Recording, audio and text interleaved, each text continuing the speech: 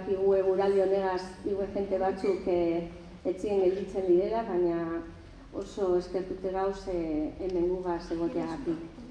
Muchas gracias por estar aquí, que con esta tarde un poco así cambiante, igual hay gente que ha decidido cambiar de plan y os agradecemos que estéis aquí acompañándonos a Oroitus y a la Asociación Itxaropena de Bebés Robados de Vizcaya.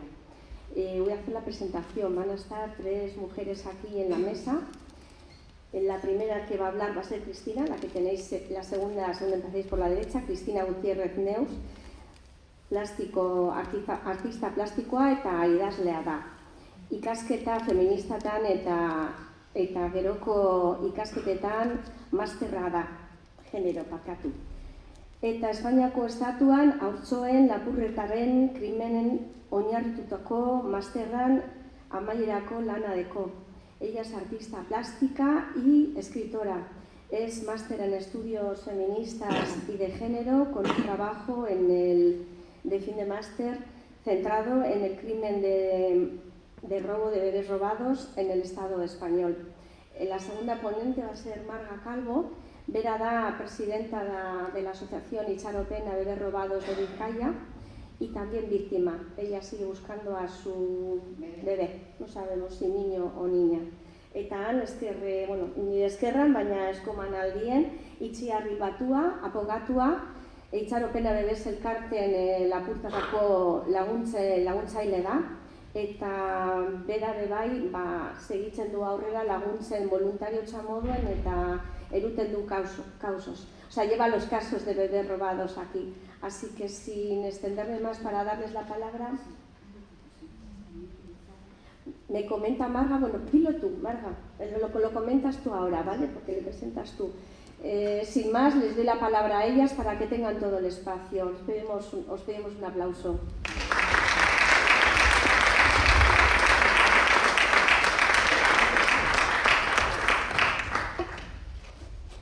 También va a estar con nosotras Mikel Izarra, es un experto en ADN, que es el método que podemos tener para poder encontrar a nuestros bebés. Y bueno, ahora paso el micrófono a Cristina Gutiérrez Neus. Bueno, perdón.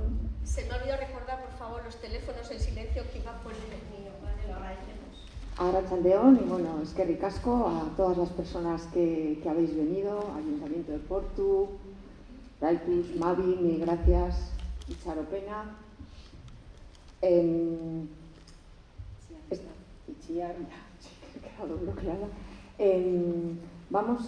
Hemos dividido un poco esta jornada en tres partes y yo me voy a centrar un poquillo en poner un poco contexto a esto del robo de bebés en el Estado español y también pues a contaros un poco cómo llego yo hasta aquí, que realmente no soy víctima y hasta un determinado momento no sabía nada del robo de bebés en el Estado español, ¿no?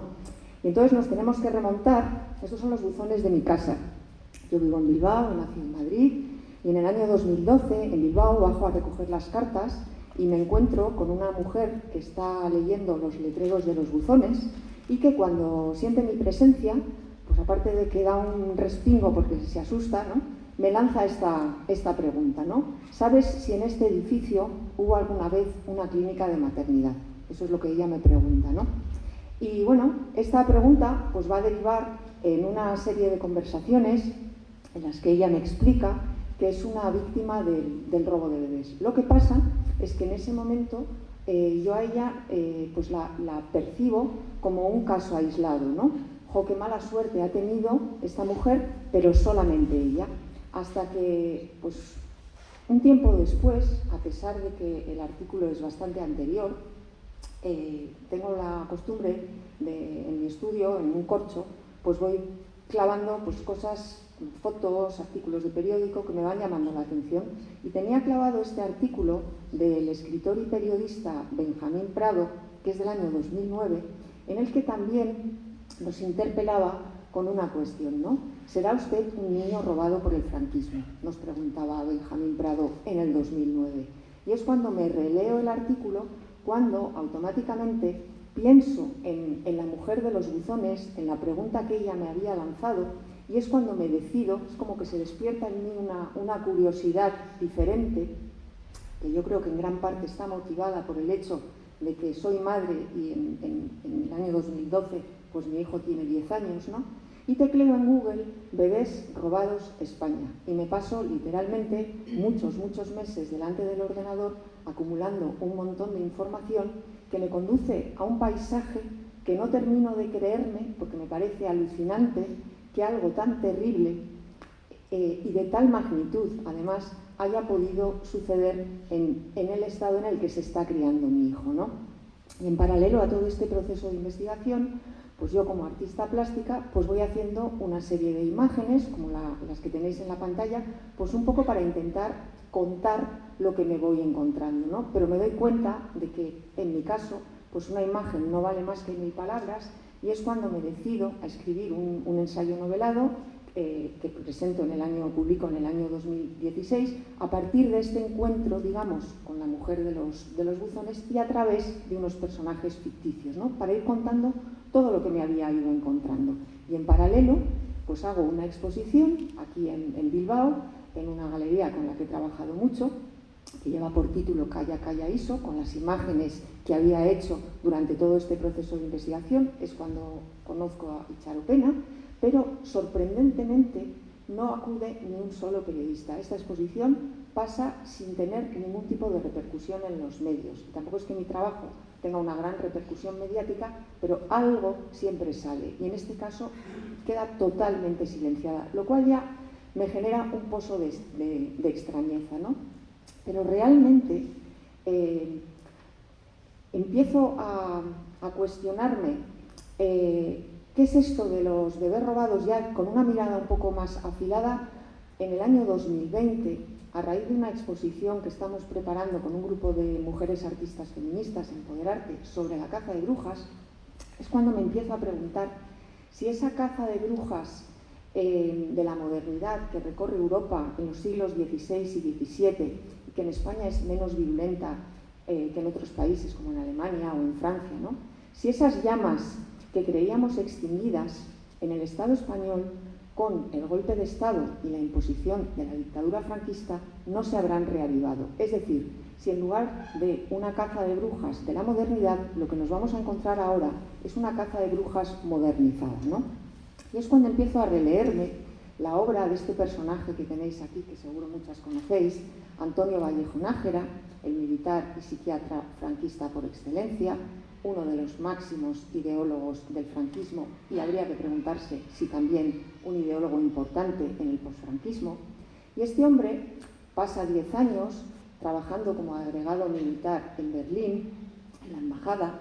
Allí conoce el funcionamiento de los psiquiátricos, conoce el funcionamiento de los campos de prisioneros, y luego cuando regresa a España, pues en el año 38, le nombran director del manicomio de Cienpozuelos. Es un hombre muy reconocido, que publica muchísimo, pero en el año 38 funda el Gabinete de Investigaciones Psicológicas, lo cual le va a permitir realizar experimentos con un grupo de 50 presas que están encerradas en la cárcel franquista, en la cárcel de presas de Málaga, ¿no? Y además este es un hombre que está absolutamente convencido, es un eugenista, una especie de racista científico, y está convencido de que hay un gen rojo, un gen marxista, que, bueno, que debemos entender como una paramental, ¿no? Que se puede sanar pues, con el adoctrinamiento, con el castigo, con el desarraigo. Y está también convencido de que es necesario, y él lo publica, segregar a los sujetos desde la infancia, a determinados sujetos, a sujetos nacidos de esas madres desafectas con el franquismo, ¿no? Y de alguna manera, en ese robo de bebés que se va a iniciar en las cárceles franquistas, podemos considerar que la ideología de Vallejo Nájera está totalmente presente, ¿no? Y es un poco con esta idea cuando en el año 2021 hago este máster en estudios feministas y de género, con la idea de hacer un trabajo fin de máster precisamente sobre el robo de bebés en el Estado español, y es un trabajo que va a llevar por título esas 3 palabras que había tecleado en Google, ¿no? Bebés robados España, y a modo de conclusión, crimen de género, crimen de Estado, ¿qué es lo que es? Porque además un Estado que se escribe con letras minúsculas, porque aquí, en lo que a esto respecta, incluso ahora, no podemos hablar de verdad, justicia, reparación o garantías de no repetición, porque son palabras que están vacías de contenido, ¿no? Y un poco después de hacer este trabajo es cuando hago un ensayo en el que abordo el abanico de violencia que se despliega contra las mujeres por el mero hecho de ser mujeres, ¿no? Porque estamos hablando de robar bebés es una violencia de género clarísima. Y en este abanico de violencia que va en escala de grises, ¿no? Desde ese blanco sutil, desde ese micromachismo, desde esa violencia que no vemos o que tal, da igual, porque chica, esto pasa en todas partes, ¿no? Va también hasta ese negro azabache de esa violencia que nos mata, y ahí están los feminicidios, y ahí llevamos el año 2026 que llevamos, ¿no? O que también nos roba a nuestras hijas y a nuestros hijos, ¿no? Que se lo digan a Marga, que se lo digan a Miquel con sus hermanos, ¿no? Porque a mí realmente me ha llevado bastante tiempo llegar a entender el significado de la pregunta que planteaba Benjamín Prado en el 2009. Porque Benjamín Prado no nos pregunta, ¿será usted un niño robado durante el franquismo? ¿No? Él dice, por el franquismo. Estamos hablando de un crimen que se inicia durante el franquismo, que se extiende hasta bien entrados los años 90, plena democracia, y que además es un crimen de corte franquista, también en democracia. Es decir, es un crimen franquista durante el franquismo y de corte franquista durante la transición y la democracia. Y eso hay que tenerlo muy presente, ¿no? Sabemos que los robos se inician en las jaulas franquistas, en esas jaulas, en esas prisiones que el franquismo organiza para las mujeres, donde éstas sufren una doble represión de género, ¿no? Pero también sabemos que también se roban criaturas de niños, a padres de niños que fueron repatriados durante la República para ponerlos a salvo de esa guerra que se avecinaba y que en un momento determinado Franco ordena su repatriación y muchas de estas criaturas no vuelven con sus progenitores, ¿no? Pero también sabemos que a partir de los años 50, más o menos, pues debido, pues eso, la enfermedad, las muertes, las cárceles están completamente hacinadas, lo cual supone un problema para el Estado y además la mala imagen de un país que en unos años quiere abrir las compuertas, ¿no? Entonces las cárceles van cerrando, digamos que, bueno, pues ya no va a ser ese foco de robo de bebés, pero se abren otros espacios que estaréis oyendo seguro porque ahora está saliendo mucho en los medios, que es a través de los centros del Patronato de Protección a la Mujer, que se reactiva en el año 41, pero que cambia, digamos, la normativa a partir del año 52 y que de alguna manera se crea, y además depende del Ministerio de Justicia, para velar por la moralidad de las mujeres de entre 16 y 25 años. Y a partir del año 52 los encierros van a ser mucho más indiscriminados, ¿no? Cualquier mujer etiquetada de rebelde, simplemente por llevar una falda corta, lanzar un pasquín o decirle que no a su padre, corre el riesgo de ser encerrada en uno de sus centros. Y, por supuesto, una joven que se queda embarazada y no ha pasado por el altar, ¿no? Y es en los centros del patronato donde también se van a robar criaturas. Pero hay que tener muy claro que para el franquismo la misión de la mujer no es otra que la de reproducirse. El franquismo cosifica, deshumaniza a las mujeres, las convierte en mujeres vasija. Y el grueso del robo de bebés, el crimen de bebés que se ha producido en el Estado español, se desarrolla sobre todo entre los años 50 y mediados de los años 90 de la democracia. Y esta es una fotografía que fue topada en una manifestación que organizó Icharopena en el año 2017, y que a pesar de los años que van pasando, ilustra maravillosamente bien el paisaje del crimen del robo de bebés en el Estado español.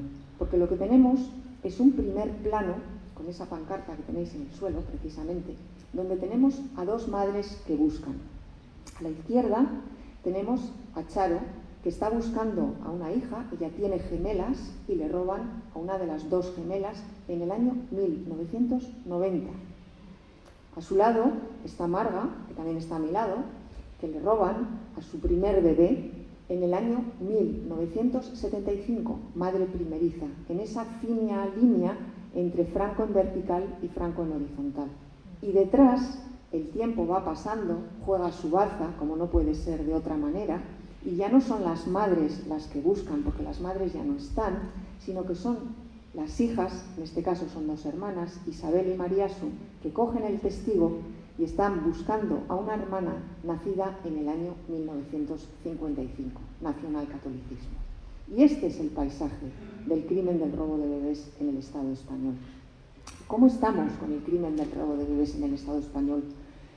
Pues estamos con una ley que inicia su andadura el mismo año en el que fue tomada la fotografía, en el año 2017, que ha pasado por 3 legislaturas, que continúa sin ser aprobada, que es absolutamente imprescindible y necesaria que se apruebe en un Estado que se tilda de democrático, que además justamente hoy, hace unas horas, ha habido una jornada parlamentaria sobre la ley para ver si por fin se le da el impulso necesario y se consiguen los apoyos necesarios para que esta ley sea aprobada.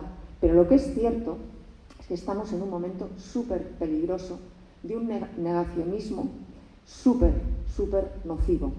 Este es un titular que apareció en El País en el mes de marzo, hace nada, sin rastro forense de los bebés robados. Este es un titular que apareció en El Correo hace 10 días. Un informe forense cuestiona el robo sistemático de bebés en hospitales durante el franquismo, que además cuando lees este titular parece que este informe es de ahora y estamos hablando de un informe del año 2017. Entonces, está claro que esto asusta, pone los pelos de punta, alerta por muchísimas razones y estamos en un momento muy peligroso. Y me voy a mi terreno, el de las artes plásticas, y Mavi, lo hemos estado hablando esta mañana, ahora vas a ver, cómo también este negacionismo salpica diferentes ámbitos, ¿no? Y el ámbito de la cultura, porque al final el arte es una herramienta que te permite acercarte al público y denunciar de otra manera, ¿no? Néstor Basterrechea, este maravilloso artista vasco, que bueno, hace un año fue el centenario de su nacimiento y ha habido homenajes de todo tipo. En Semana Santa nos acercamos, Guillermo y yo, a ver por tercera vez, porque lo voy documentando, nos fuimos a ver la playa de Saturarán, ¿no? Porque ahí, como sabéis, hubo una de las cárceles más represivas de mujeres, ¿no? de la cual no queda nada, ¿no? Entonces, cuando te acercas, ves así a lo lejos un homenaje que se colocó en el año 2007 y que está en un estado que, bueno, vergüenza es poco. Llegas y ves, pues es un díptico, una de las partes del díptico, lo marco con la flecha, a la izquierda, ahí perdida en una campa despeluchada, cutre, maloliente, está la otra parte del díptico. Este es el estado en el que está. Esta placa contiene el nombre de 118 mujeres que murieron en la cárcel de Saturarán, de casi 60 pequeñas criaturas que desaparecieron en la cárcel de Saturarán. Está documentado que en la cárcel de Saturarán se robaron criaturas. Está documentado, hay un testimonio de Anita Morales, que estuvo presa allí y ya falleció, en el que ella explica cómo llega un autobús con monjas teresianas, cómo se manda a las presas, a las madres, a lavar al río y cómo cuando las madres regresan el autobús ha desaparecido y todas las pequeñas criaturas han desaparecido junto con las monjas y con el autobús. Y ese es el homenaje en la playa de Saturarán. Este es el estado en el que se encuentra. Y hace también, no mucho, un año y pico, 2 años, creo un año y pico, que yo vi las fotografías de gran formato en el metro, en la Plaza Moyúa, pero es una exposición, un proyecto súper ambicioso, porque está además patrocinado por el Consejo de Europa, y es un proyecto de fotografías en gran formato que se han expuesto en una veintena de países europeos y que de alguna manera lo que denuncian es la violencia en la infancia. Aquí se expusieron en el Museo de Arte Sacro, en la Plaza de la Encarnación, y en Madrid también se han expuesto, ¿no? Y a mí lo que me sorprendió cuando fui a visitar la expo en el Museo de Arte Sacro es que esta exposición, en el catálogo, en el museo, denuncia la violencia en la infancia en el Estado español a través de 4 imágenes, ¿no? De estos 4 casos. Para empezar, son 4 varones no hay ninguna mujer. Bueno, eso en mi opinión no es del todo correcto, pero además 3 de estos 4 casos denuncian la violencia en el ámbito eclesiástico, que hay que denunciar siempre y que afortunadamente se está denunciando cada vez más y ya lo estamos escuchando en los medios. Otra cosa es a qué llegue al final todo esto, ¿no?, de la pederastia. Pero el 4.º caso es un caso también de violencia en el ámbito deportivo, que hay que denunciar, por supuesto. Pero lo que me sorprendió es que había rostros que denunciaban la violencia en la infancia por el robo de bebés, pero ninguna imagen en el Estado español. Y sí que había rostros que denunciaban esta violencia en Países Bajos, en Irlanda, en Bélgica, en Serbia y en Eslovenia. Y esto es otra forma de invisibilizar este crimen. Y al final, cuando se trata de invisibilizar y se borra y borra y borra, lo que se pretende, incluso lo que se puede llegar a conseguir, es esto, en lugar de la nitidez de la pura realidad.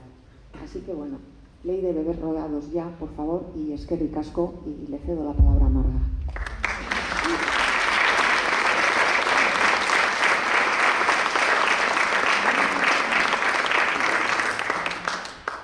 Bueno, pues, Bastión, soy Marga Calvo.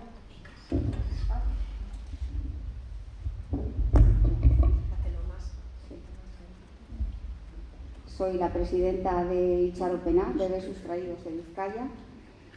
Nuestra asociación se formó en el 2014 y nuestro cometido es ayudar a las familias y a adoptados que se acercan a nuestra asociación por mediación de unos pasos a seguir que les indicamos para poder recuperar toda la información de sus expedientes clínicos y ver cómo están, digamos que sus documentaciones en distintos juzgados o cementerios, en el caso de las madres.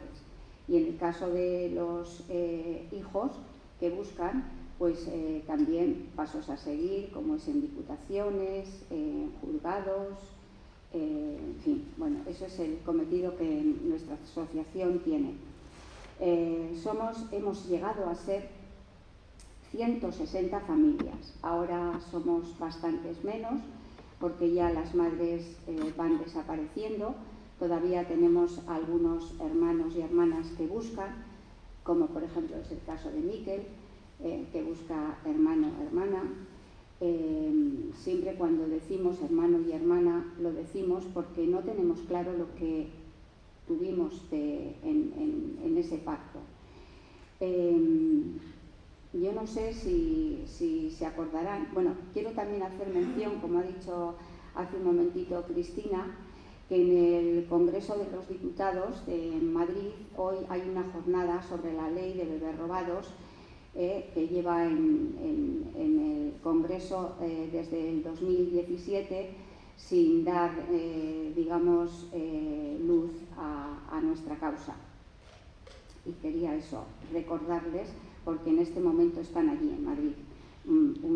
Las asociaciones que, digamos, han llevado o que hemos apoyado la ley de bebés robados, entre ellos Sol Luque, de Todos los niños robados son también mis niños, y otras asociaciones a nivel nacional que también apoyamos esa iniciativa. Yo no sé si ustedes se acordarán de una periodista que se llamaba María Antonia Iglesias y de un fotógrafo que se llamaba Germán Gallego. Estas dos personas hicieron un reportaje sobre un bebé muerto dentro de un frigorífico en una clínica llamada Belén en Madrid. Dicho bebé no lo enseñaban, lo dedicaban a enseñar a las familias para convencerlas de que sus bebés estaban muertos. Cuando estas informaciones salieron en prensa, pues María Antonia y Germán tenían miedo de que, bueno, como era un escándalo, pues tuviesen problemas. En este país no se habló de esa noticia, pasó totalmente desapercibida y no fue así en el extranjero. En el exterior se criticó el tema, se habló de ello. Esto es un reconocimiento a que aquí, en este país, lo que no queremos ver no ha pasado. Ese es el problema. Esto es en 1981 y nos vamos a 2010, 2011, 2012. Ahí surge, digamos, 30 años después, 31 años después, surge este movimiento de las madres, ¿no? A ninguno, las familias siempre tuvimos la sensación y la impresión de que nuestros bebés no habían muerto, porque hubo muchas irregularidades en nuestros partos y en nuestros pospartos. Entonces, en el 2011-2012, como esto ha sido a nivel nacional, cada provincia, digamos, hizo sus propias reuniones para asociarse, para hacer asociaciones y poder recabar información sobre nuestros expedientes clínicos. Y empezamos a investigar. Si no lo podíamos encontrar vivo, no teníamos noción de que estuviese vivo, lo queríamos encontrar muerto. Entonces ahí empezamos nuestra lucha. En mi caso, voy a hablar de mí por ver los pasos que normalmente todas las madres seguimos. Esto no es mi caso en particular, estos son miles de casos ocurridos en este país, no hablo por mí, pero sí voy a dar estas indicaciones. Yo me dirigí al Hospital de San Juan de Dios de Santurce. Bueno, voy a decir cómo fue esto. En el primer año, después de yo dar a luz, tuve una depresión bastante grande. Mi marido lo pasó muy mal, él siempre no quería saber nada de esto, tal. En fin, pero resulta que en el 2012, es que es coincidente con la época, nace mi nieta Eileen, mi primera nieta, y cuando estamos en el hospital, mi marido coge a la bebé, la tiene en los brazos y me dice: Marga, la cajita que yo llevé a Cabieces no pesaba lo que pesa Eileen. Y entonces yo automáticamente, que siempre estaba diciendo esto hay que mirarlo, yo no me lo creo, esto no pasó, pues entonces al día siguiente, 2 días después, me marché al Hospital de San Juan de Dios, que es donde yo di a luz, y a pedir mi expediente clínico. Después de mes y medio o algo así, esto es del 22 de julio de 1975. Voy al hospital, pido mi expediente clínico y me dicen que, bueno, que en el libro de entrada hay una anotación que dice que entro de parto, pero que no hay fecha de salida y que allí no se sabe si ha ocurrido ese parto o no. Luego yo tengo un bebé desaparecido, no voy a entrar en mucha esto, pero seguidamente me dirijo a Cabieces, al cementerio de Cabieces, porque el ginecólogo en la mañana siguiente vino a la habitación y nos dijo a mi marido y a mí que nos iba a preparar una cajita tipo zapatos para que mi marido llevase a Cabieces el bebé muerto. Entonces mi suegra pidió, esa misma noche que nació, pidió verlo. La monja le dijo que no se lo iba a poder enseñar, que había que prepararlo. No sé qué tenía que preparar, pero bueno, había que prepararlo y que se lo iba a enseñar a la mañana siguiente. A la mañana siguiente le enseñó un bebé y el bebé era hermoso, según mi suegra, precioso, criado. La monja vino y me pidió ropita, que le daba mucha pena meterlo en la cajita tan precioso como estaba, y se llevó camisita, chaquetita, faldón, llevó todo, parte del ajuar que yo tenía. Entonces cuando mi marido viene del cementerio de Cabieces y me dice que lo hay, le digo: ¿cómo has llevado al bebé? Me dice: pues lo he llevado en una cajita que ya te ha dicho el ginecólogo que me daban, una cajita, y me hace el tamaño, una cajita tipo zapatos. Y yo le digo, no, imposible, tú no has podido llevar el bebé tan hermoso que dice tu madre y toda la ropa que la monja se ha llevado para vestirlo, tú no has podido, no ha podido entrar ese bebé en esa cajita que me estás diciendo. Bueno, ahí empieza, entre otras cosas, entre otros, digamos, detalles que no voy a contar porque sería extenderme demasiado y no hay tiempo.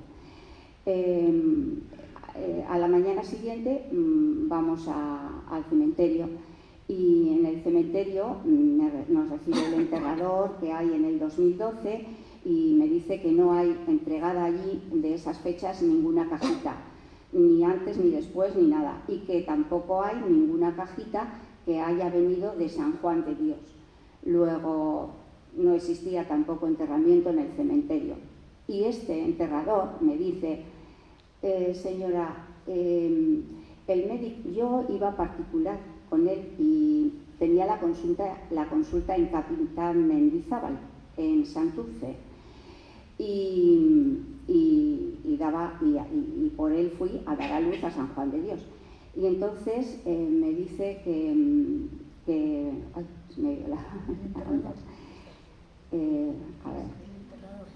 me dice el enterrador, me dice, por un casual, ese médico que a usted le atendió no se llamaría fulanito de tal. Y yo le dije, 37 años después, repite el nombre del ginecólogo. Y le digo, sí, y me dice, señora, denúncielo. Yo salí de allí, pues como se pueden suponer, y me fui al juzgado de Santurce. En el juzgado de Santurce pedimos el legajo de aborto. Siempre que nacía un bebé muerto o no vivía 24 horas fuera del seno materno y tenía figura humana, pues entonces se le llamaba legajo de aborto, se le llamaba así. Entonces en el juzgado de Santurce me dicen que allí no existe ningún legajo de aborto a nombre ni de mi marido ni mío. Con lo cual, ¿qué decimos? Pues que yo tengo un bebé desaparecido, pero un bebé desaparecido que no sé si fue un niño o una niña, porque en el hospital de San Juan de Dios me niegan que haya ningún tipo de documentación más. Aunque yo tengo un documento que explica muy bien muchas cosas. Este señor en la 35 semana de embarazo me dice que tengo una matriz bicorne en la 35 semana y que esa matriz me puede dar muchos problemas, como que puede nacer muerto, que puede no desarrollarse bien, que a lo mejor me tienen que hacer una cesárea. Eran todo improperios. Bueno, era una cosa terrible lo que me decía, pero como yo tenía un embarazo tan bueno, estaba tan contenta, me reía tanto, yo decía, este hombre, no sé por qué me dice eso, si mi tripa crecía, yo estaba estupendamente. Bueno, pues cuando llega el momento que me dice que ha muerto, pues yo decía que no.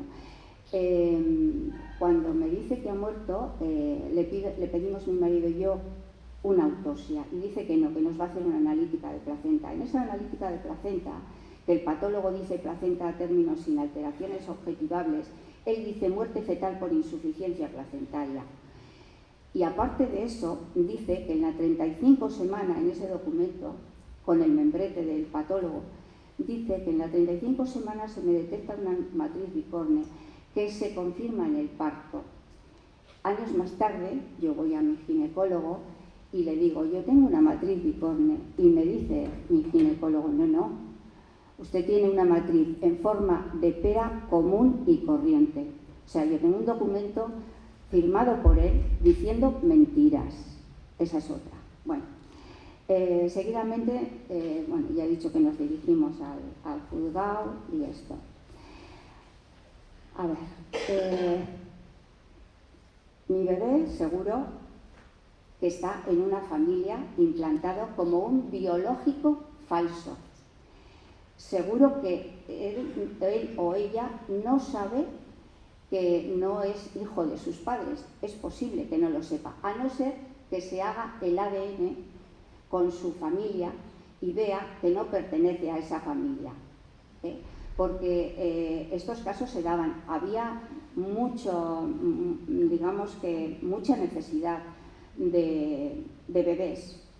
Todas las familias no podían tener hijos y estaba muy mal visto en este país ser una familia sin descendencia, y más en la época franquista que estábamos todavía. Bien, esto por otro lado. Luego, a ver, hay una cosa importante, el ADN es muy importante, Miquel luego os va a hablar sobre el ADN, si alguien quiere conocer realmente sus orígenes es lo único que puede hacerse, el ADN. Mira, recientemente, y como ha dicho Cristina hace un momento, recientemente, el 29 de abril de este año, se publicó en el Correo Español del Pueblo Vasco un artículo con el siguiente titular: un informe forense cuestiona el robo sistemático de bebés en hospitales durante el franquismo. Y a este titular yo añadiría que bien entrada la democracia siguieron desapareciendo bebés. Los últimos que se tienen documentados aquí son de 1990 y 1993. En Euskadi, este negacionismo, que para las víctimas no tiene ninguna fuerza, ninguna consistencia, porque hablar tan ligeramente cuando no se ha puesto en contacto con las propias víctimas para que les demostremos todas las irregularidades existentes en estos hechos, me da mucha pena que traten de desprestigiar a las víctimas, como hablan de las presas republicanas, a las cuales les robaron los hijos como si no tuviesen ningún derecho. De 1940 a 1950, de 1940 a 1950, mujeres a las cuales les robaron los bebés decían de ellas que eran pobres e ignorantes. 1940. ¿Quién era rico en 1940? Que me lo expliquen.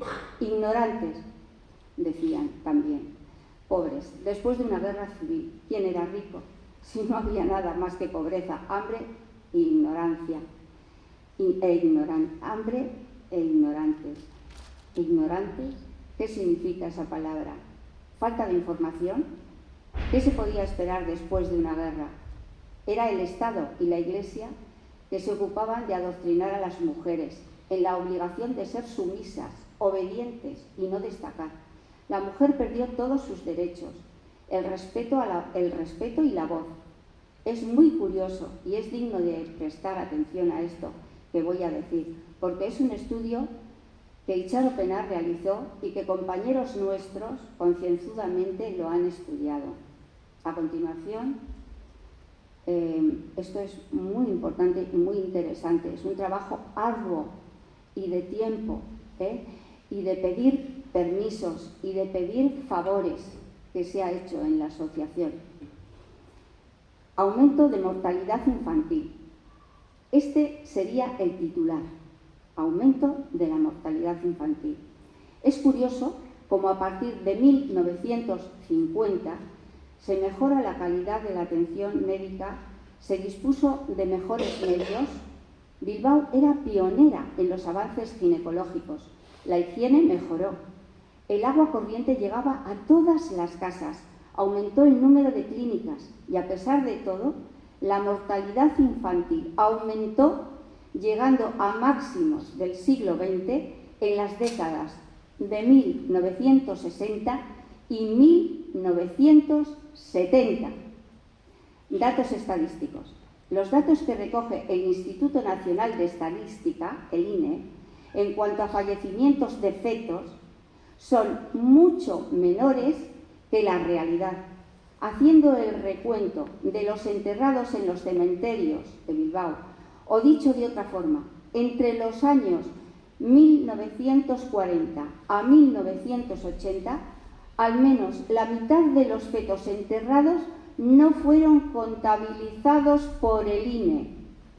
Tal vez no fueron registrados, tal vez desaparecieron, o casi seguramente fueron enterrados falsamente en tumbas vacías.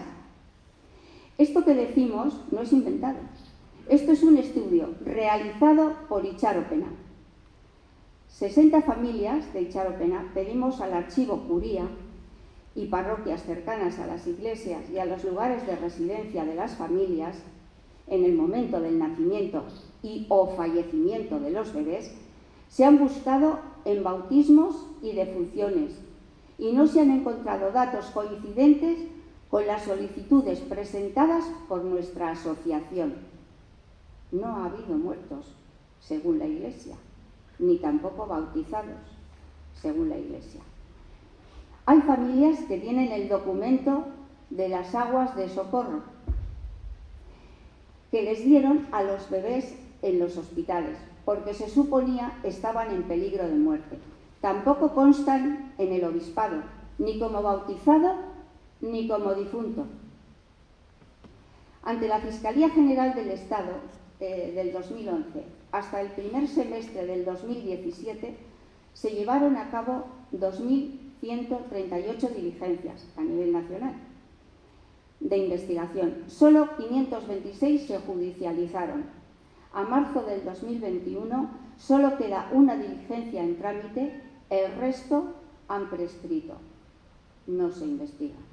A fecha 31 de mayo de 2012, Osakidecha había recibido 687 solicitudes para acceder a historias clínicas referentes a casos de supuestos bebés robados y adopciones irregulares. A estas 687 solicitudes fueron entregadas 519 y no entregadas 168.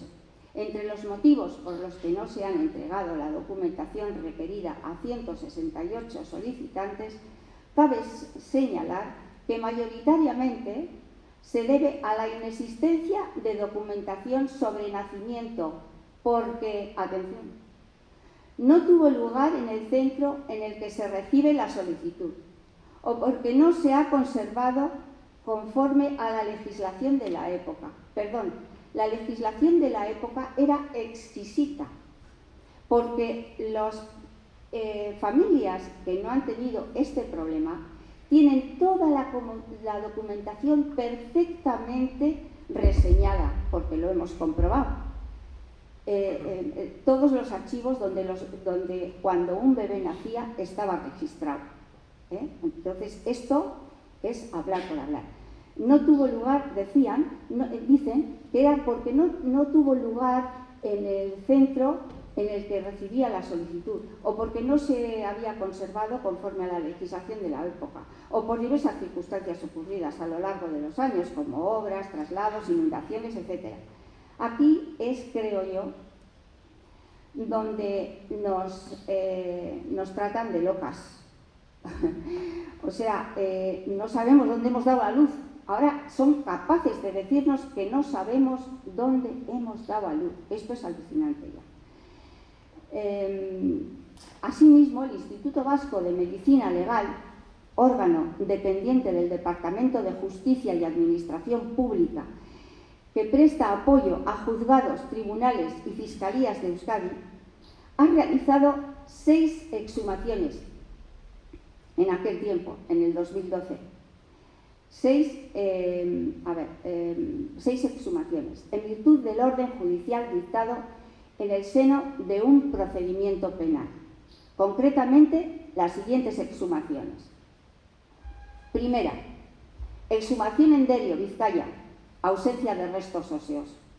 Segunda exhumación en Poyoe, Donosti, ausencia de restos óseos.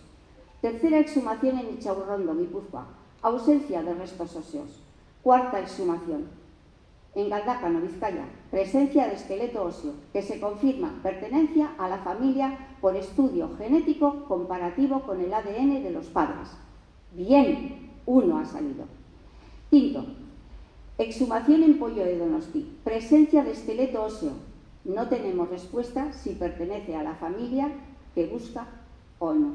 O sea, no han querido decir nada, pero a la familia creo que no pertenecía.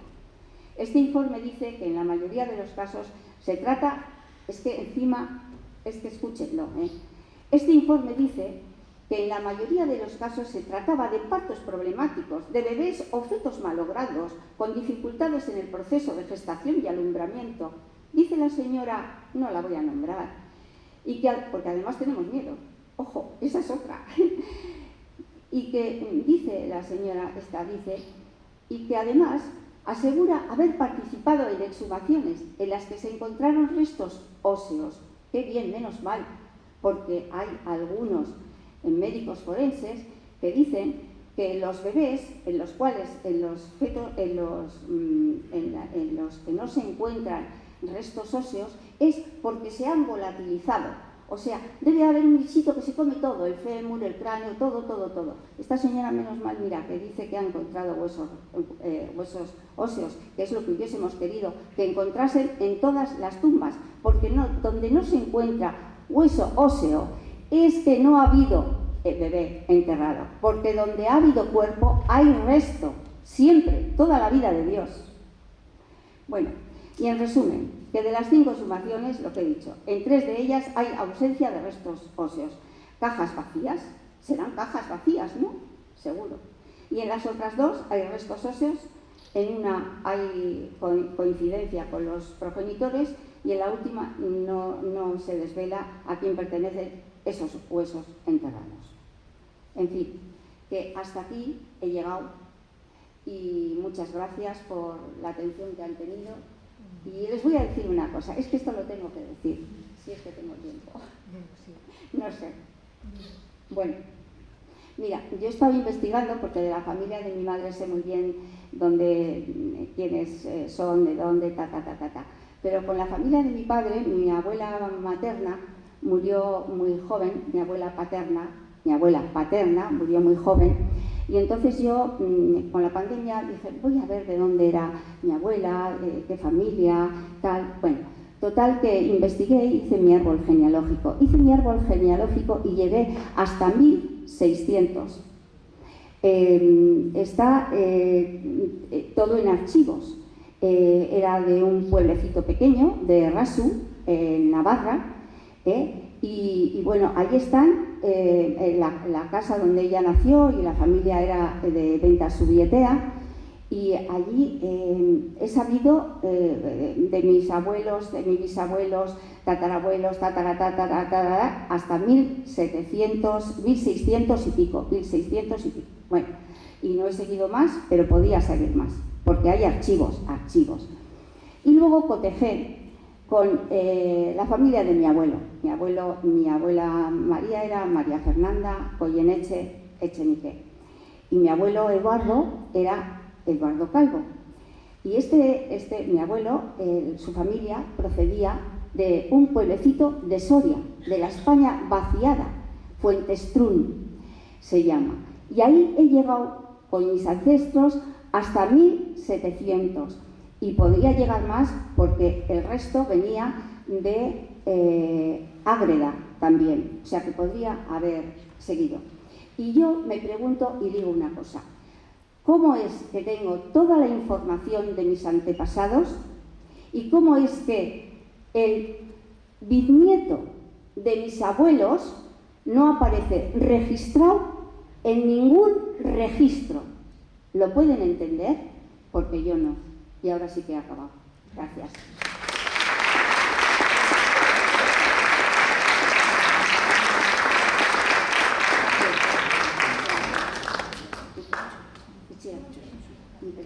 Venga, ya. Bueno.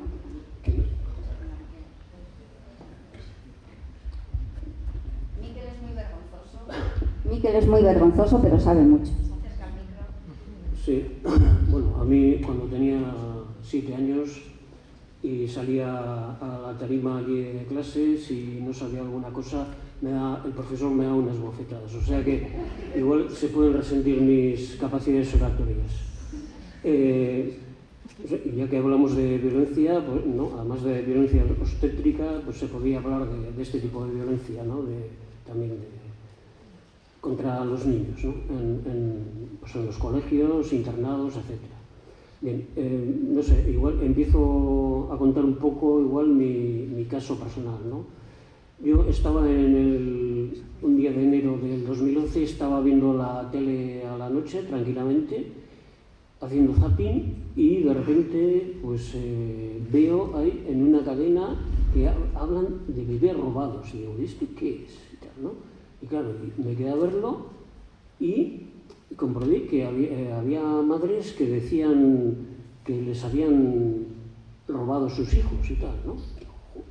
Y que claro, les habían dicho que habían muerto al nacer, ¿no? Pero que no habían visto a sus hijos.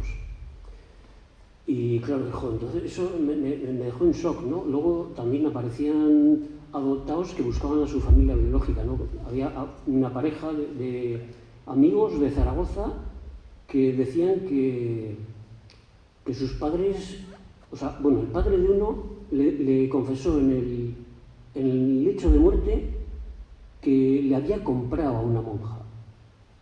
O sea, y esos dos hombres formaron una asociación, la primera asociación que se formó en el 2011 que se llamaba Nadir. Ya no sé qué ha ocurrido con ella, pero se formó a raíz de que hubo una denuncia conjunta de 260 casos ante la Fiscalía General del Estado. Y a raíz de esa denuncia, ese mismo día, hubo este programa, ¿no?, de televisión sobre bebés robados. Claro, a mí eso me dejó en shock porque yo le había oído claro, mi madre había tenido un tercer hijo después de mi hermano mayor y de mí, que bueno, yo recuerdo que tenía 7 años cuando estuve en la clínica, visité a mi madre junto con mi padre y con mi hermano, ¿no? Y mi madre, yo salí de allí asustado porque mi madre apenas podía balbucear nada, ¿no? Yo pensaba que estaba enferma. Y claro, resulta que le habían dado un sedante tan potente que, claro, después de haber hecho todo el esfuerzo del parto, pues la habían sedado y no sabía ni lo que había tenido. O sea, claro, y le dijeron. Luego, las poquísimas veces que salía el tema en casa, mi madre siempre repetía lo mismo, que les habían dicho que ha sido una niña preciosa, así, tal cual, pero ha nacido muerta. O sea, a mí me parece, o sea, de un sadismo, decir así, de esa forma, o sea, es incomprensible que alguien sea tan cruel, ¿no? Porque después de haber tenido dos hijos varones, pues lo ideal, la familia ideal de la época era tener una niña y tal, ¿no? Y era precisamente eso es lo que le dijeron en un principio, ¿no? Ha sido una niña preciosa, con lo que la ilusión de mis padres se eleva al cielo, y justo al momento siguiente les dicen, pero ha nacido muerta, tiene ese pequeño detalle que ha nacido muerta. O sea, a mí me parece, pues eso, cosa de sádicos, no decirlo de esa forma, ¿no? Y bueno, pues a raíz de eso, de ver ese programa de televisión, pues me puse a buscar información. Digo, esto tengo que aclararlo. Fui al Registro Civil de Bilbao y, curiosamente, a los 5 minutos tenía el legajo de aborto de mi hermana, o sea, de la supuesta hermana que había nacido, ¿no? Y esto fue porque la directora del Registro Civil de Bilbao, a raíz de ese programa de televisión que había visto yo también, había pensado que iba a haber una avalancha de reclamaciones y que bueno, pues que tenían que ordenar los legajos de aborto que tenían amontonados de cualquier manera en un sótano, ¿no? Y entonces los habían ordenado por años, por fechas, y estaban ya disponibles. Y eso me sorprendió. Dije, joder, esto qué rápido va, ¿no? A los 5 minutos tengo ya el legajo de aborto. Pues nada, pues a seguir, ¿no? Ahora iré al cementerio de Derio a ver si a ver si allí consigo más información. Y bueno, pues efectivamente fui al cementerio de Derio, pero claro, allí al cabo de unos días, 15 días o un mes, no sé cuánto, pues me mandaron una carta diciéndome que pasados 15 años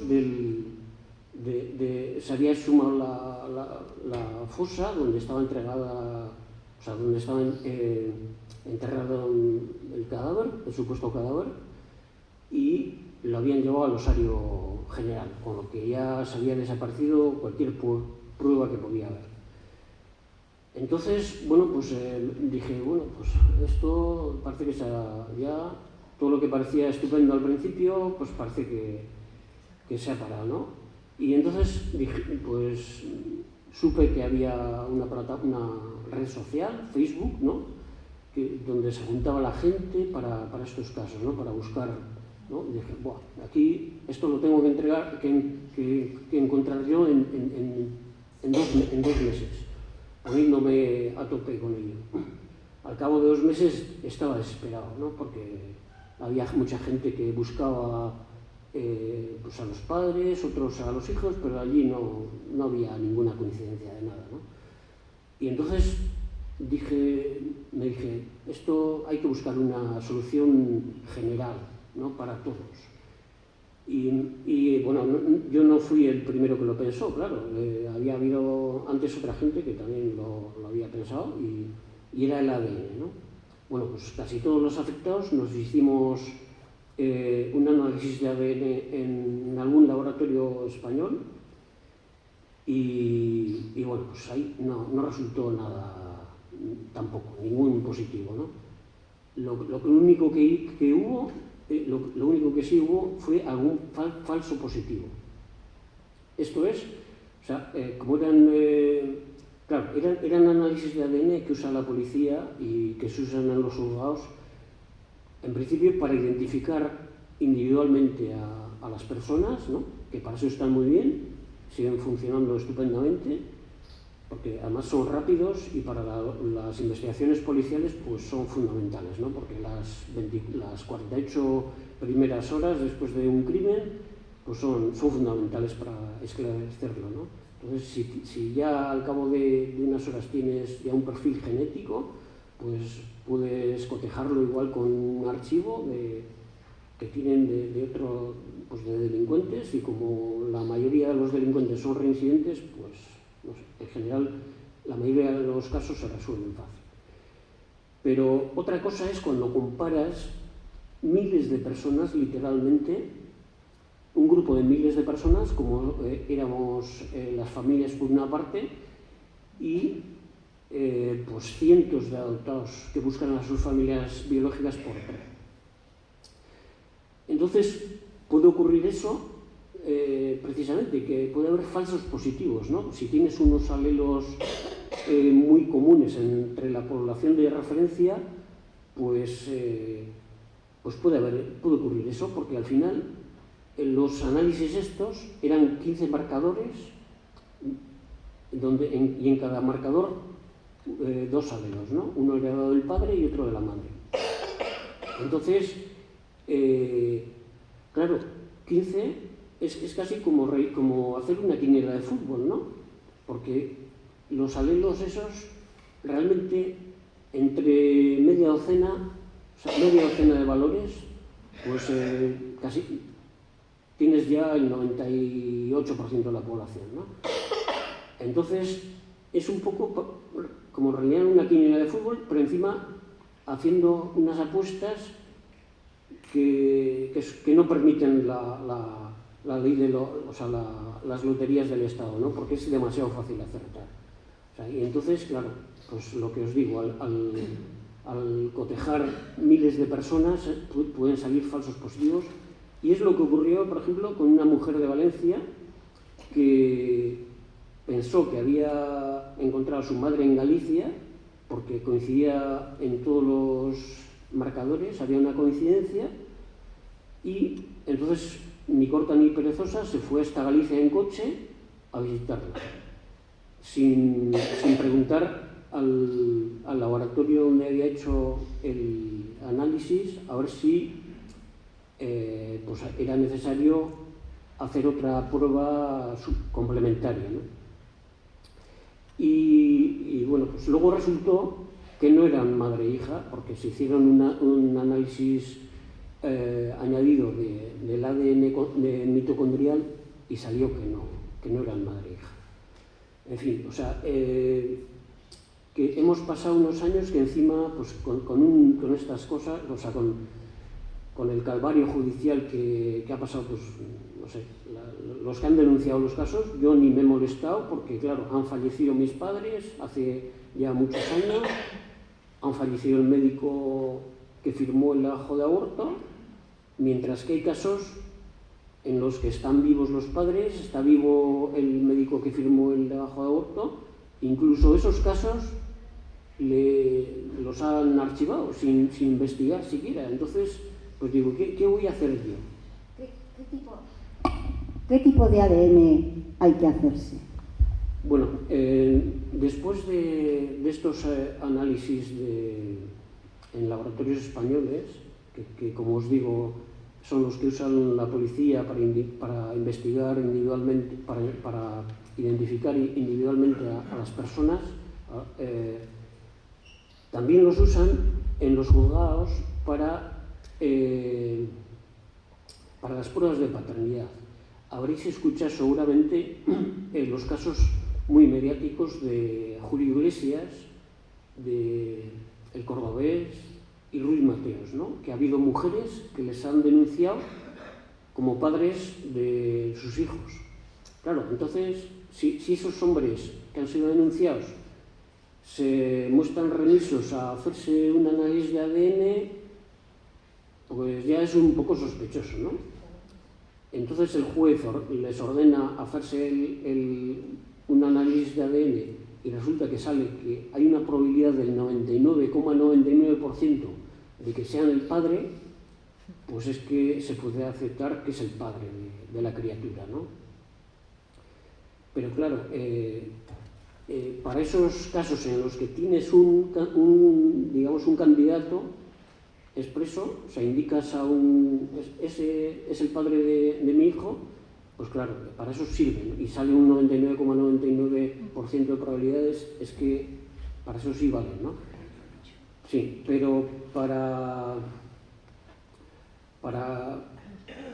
comparar personas escogidas al azar, no. O sea, si coges a un hombre de la calle y le haces un análisis de ADN, pues no va a salir ese porcentaje, ni mucho menos, ¿no? O sea, sería una cosa extrañísima.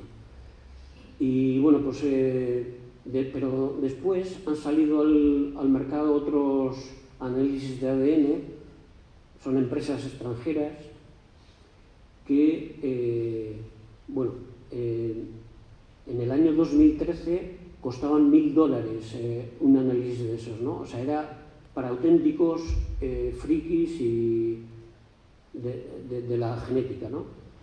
Pero ese mismo año el precio bajó a $200 y luego incluso a $100. Claro, y ya con ese precio... ¿Y ahora qué vale hacerse el ADN?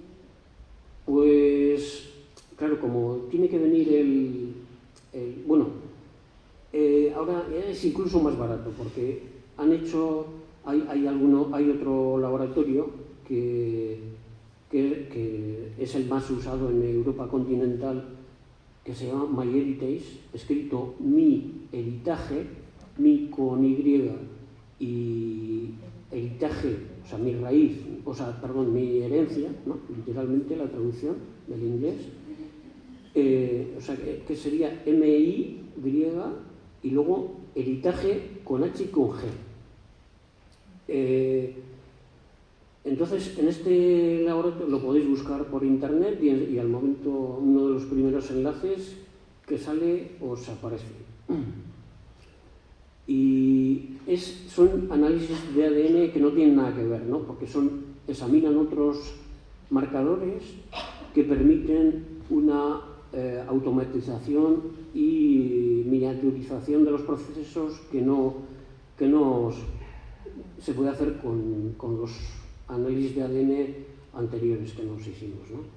Y estos, si esperáis a una oferta, podéis comprarlo incluso por 40 €, ¿no? Y bueno, pues si busquéis a un hijo o buscáis a vuestra familia biológica, yo creo que es la forma más práctica, porque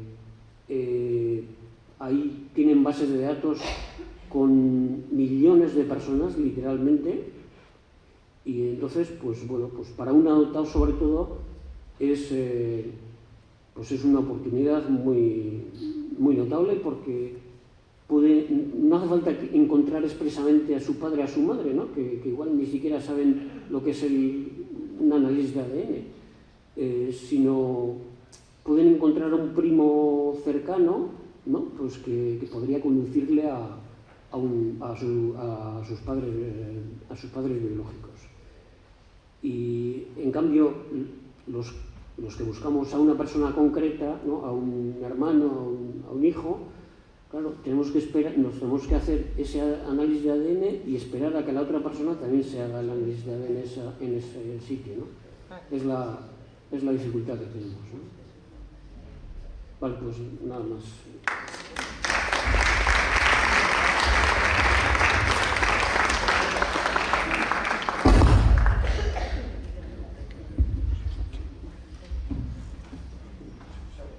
Buenas tardes, arratsaldeon a todos y muchísimas gracias por la asistencia.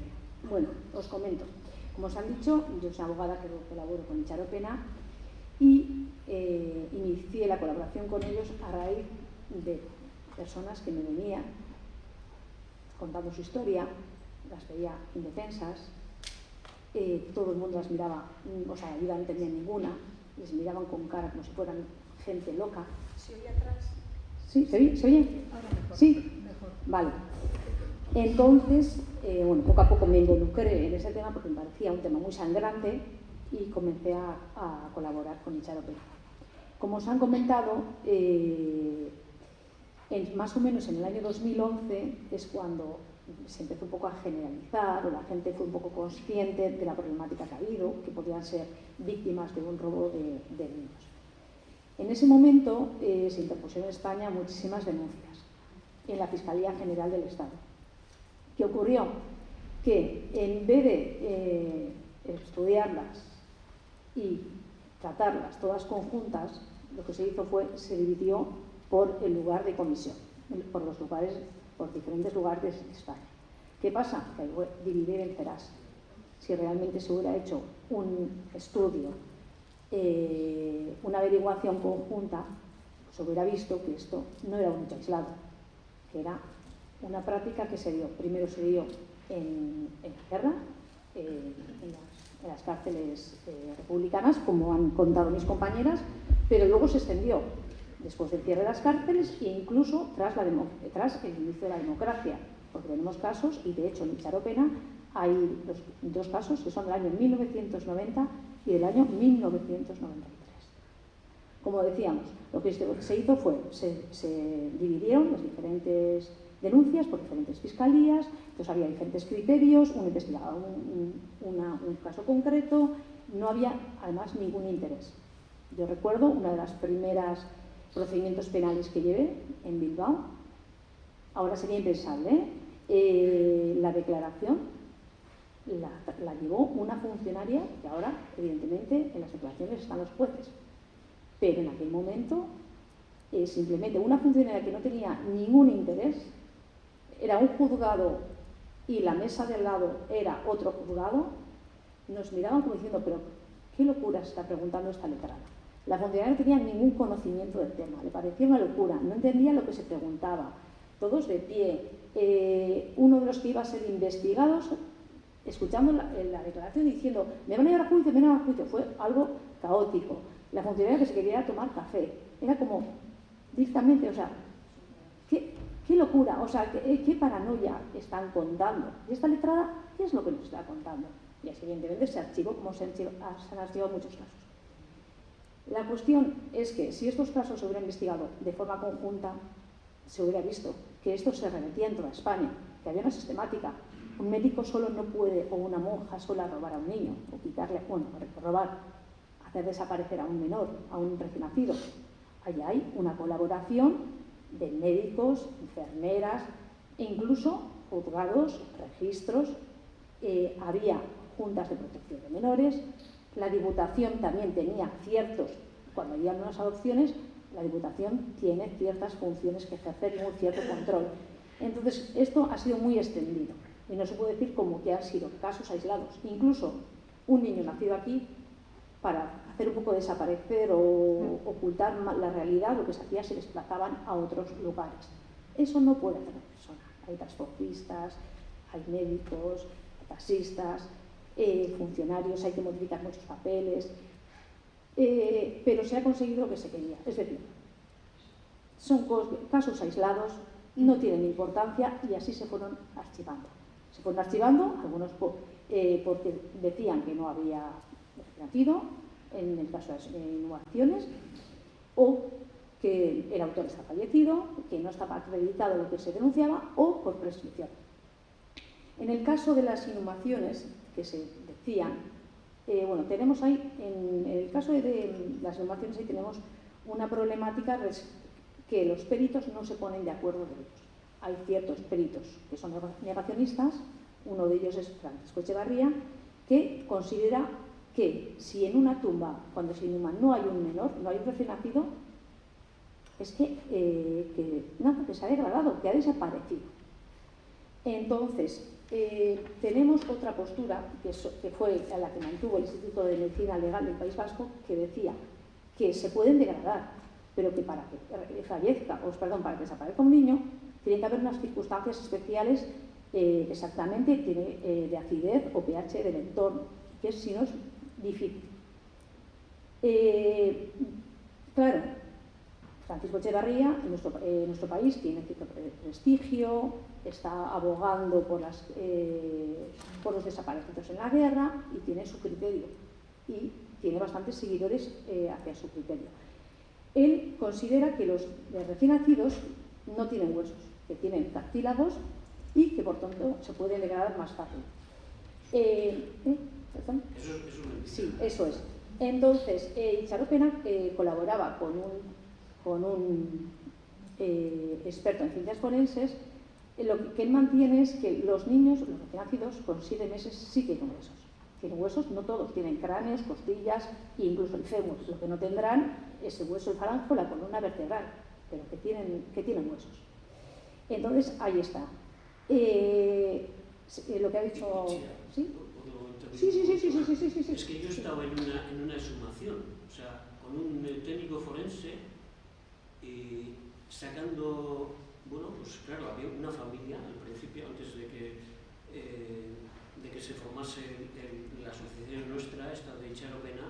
Yo estuve en Sos Beberro Euskadi y vino un forense de Lérida, que tenía un laboratorio allí de ADN, y era forense, o sea, era perito judicial. Yo me voy. Exacto. Y bueno, hizo una exhumación en Derio porque, claro, había una familia que tenía sospecha de que es posible que su hijo recién nacido hubiese, pues igual les habían engañado. Y claro, entonces era un panteón familiar, ¿no? Y bueno, pues estaba lleno de barro, sacaron los trabajadores de allí, tardaron un montón, sacaron a paladas ahí todo lleno de barro, y luego todo ese barro que estaba semilíquido lo fueron cribando con un arel de estos, que no sé si los que habéis estado en el pueblo, pues era para cribar el trigo, ¿no? Y entonces, claro, echando agua, el barro se iba diluyendo y filtrando por las rendijas del arel, y iban quedando allí piedrecillas y también huesos. Y claro, los huesos grandes, como el fémur o la tibia, sí, eran como los de un pollo. O sea, o sea, prácticamente para mí yo cuando me he comido un pollo digo, pues esto es como el de aquel bebé que sacaron allí. Claro, el cráneo de un bebé nunca vais a encontrar, o sea, nunca Hamlet va a poder representar con un cráneo de un bebé en la mano, ¿no? Ser o no ser. O sea, porque es imposible, ¿no? Los huesos del cráneo no están soldados, y ahí sí que hay cartílago que los une. Pero hay huesos, eso es seguro. O sea, lo que pasa que al final los huesos del cráneo quedan pues ahí y parecen como cascarillas de un jarrón, como el que ha ilustrado nuestro cartel de hoy, ¿no? Pero los huesos aparecieron al final, o sea, fue una auténtica clase magistral para mí de anatomía forense, ¿no? Porque al final iba reconstruyendo todo el esqueleto, ¿no? Las costillas, los huesos, al final aparecieron prácticamente todos los huesos.